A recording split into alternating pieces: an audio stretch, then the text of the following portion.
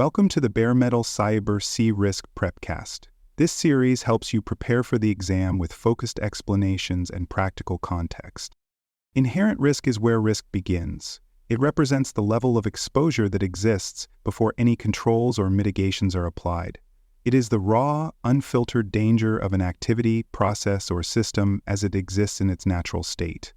Inherent risk is shaped by factors like how often a threat is likely to occur, how severe the vulnerabilities are, and the business context in which the risk exists. For example, a publicly exposed application that handles financial transactions inherently carries more risk than an internal reporting tool. Inherent risk does not account for safeguards or risk responses, it simply shows what is at stake if nothing were done. On the CRISC exam, think of inherent risk as the baseline. If a question introduces a scenario with a newly identified threat, and no controls mentioned yet, it is likely referencing the inherent risk. That's your starting point in the risk analysis. Residual risk, by contrast, is what remains after controls have been applied. It reflects the actual level of risk the organization continues to carry, even after mitigation efforts are in place. Residual risk depends on the quality and effectiveness of the controls, how well they reduce threat likelihood, impact, or exposure. If a control is poorly implemented or no longer relevant, the residual risk may still be high. Residual risk is not automatically acceptable just because treatment exists. It must be compared to the organization's defined tolerance levels. If residual risk is outside tolerance, it must either be treated further or escalated for governance review. On the exam, residual risk reflects the real-world posture.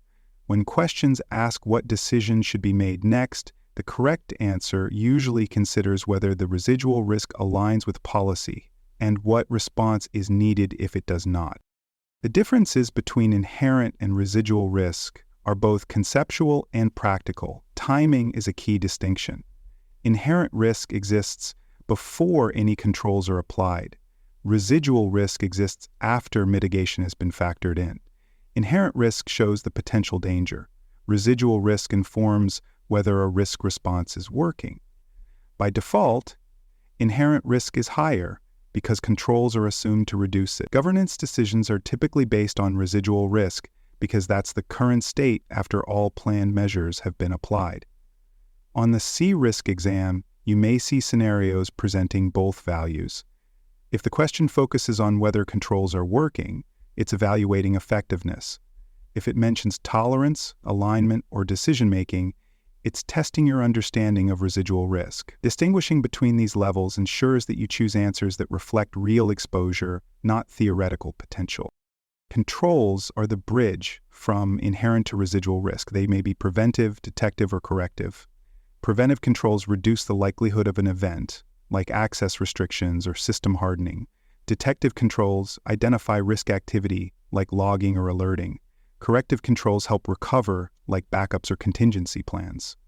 If controls are properly designed and functioning as intended, they reduce inherent risk to an acceptable residual level, but residual risk is rarely zero. There is always some degree of remaining exposure. Poorly implemented controls, or those not aligned with current threats, create a smaller reduction gap, leaving residual risk dangerously close to inherent levels. On the exam, CRISC tests your ability to assess whether the reduction between the two levels is reasonable. If the residual risk is high and the controls appear strong, something is wrong. Either the controls are ineffective or the threat has changed. For more cyber-related content and books, please check out cyberauthor.me. Also, there are other podcasts on cybersecurity and more at baremetalcyber.com. To evaluate risk levels, organizations often use a simple formula. Risk equals likelihood x impact. This formula applies to both inherent and residual risk, but the control environment changes the inputs. You must score both types using the same scale so you can compare them accurately. In practice, this scoring is visualized using risk matrices or heat maps, showing how risk shifts from red zones to yellow or green after controls are applied.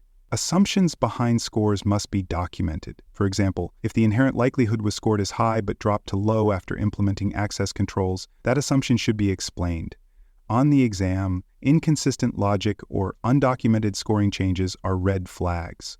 Questions may present scenarios with scoring gaps. Your job is to evaluate whether the numbers reflect reality or if the analysis skipped a step. CRISC expects transparency and structured reasoning. Accepting residual risk is a formal decision. It means the organization has reviewed the exposure, evaluated its alignment with tolerance, and agreed to live with what remains. Acceptance is only valid if the residual risk is within predefined thresholds. If it is not, the risk must be treated further or escalated to governance bodies for review. Even accepted residual risks must be tracked and reviewed regularly. Risk acceptance without proper review is a governance failure.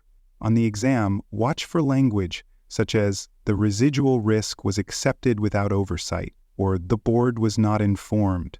These scenarios indicate a procedural breakdown.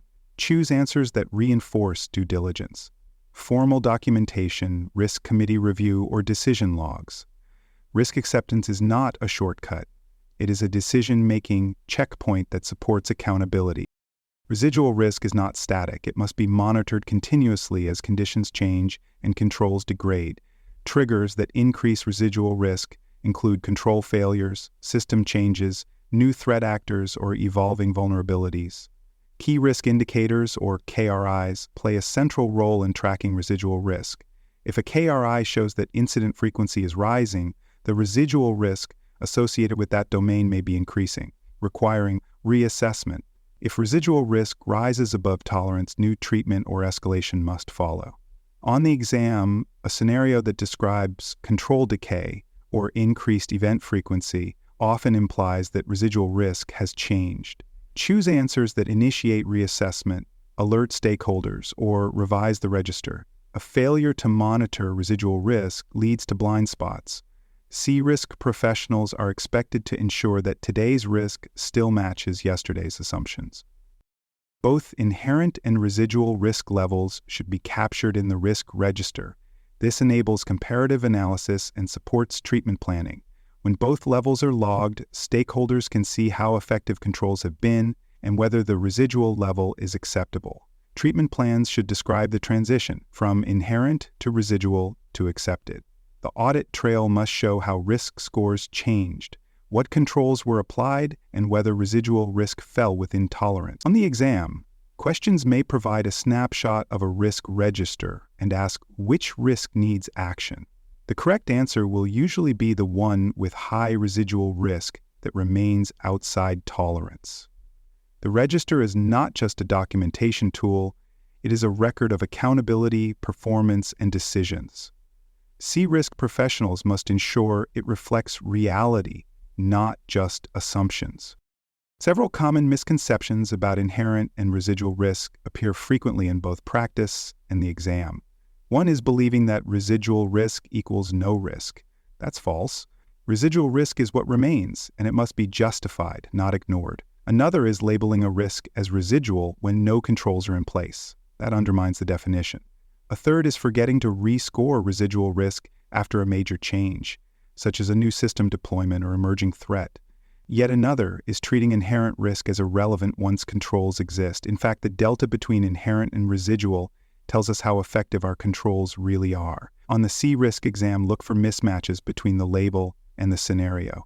If a question describes high exposure but calls it residual without mentioning controls, that's a signal to reevaluate. The correct answer usually includes a review or clarification of scoring logic. The CRISC exam uses specific patterns to test your understanding of risk levels. If the question asks, which risk is most critical, the correct answer will likely involve high residual risk outside tolerance, not just high inherent risk. If it says, what is the next step, you may need to recommend further treatment or escalate the acceptance process. If a scenario states inherent risk was high, but residual is low, you'll need to confirm that controls are effective and documented. And our scenario is, if residual risk rises despite controls, consider whether those controls failed, degraded, or were never suitable to begin with. The right exam answers reflect more than knowledge. They reflect awareness, ownership, and alignment. CRISC professionals don't just score risks, they interpret them, explain them, and act on them based on how well they are controlled. Thanks for joining us for this episode of the Bare Metal Cyber CRISC Prepcast. For more episodes, tools, and study support, visit us at baremetalcyber.com.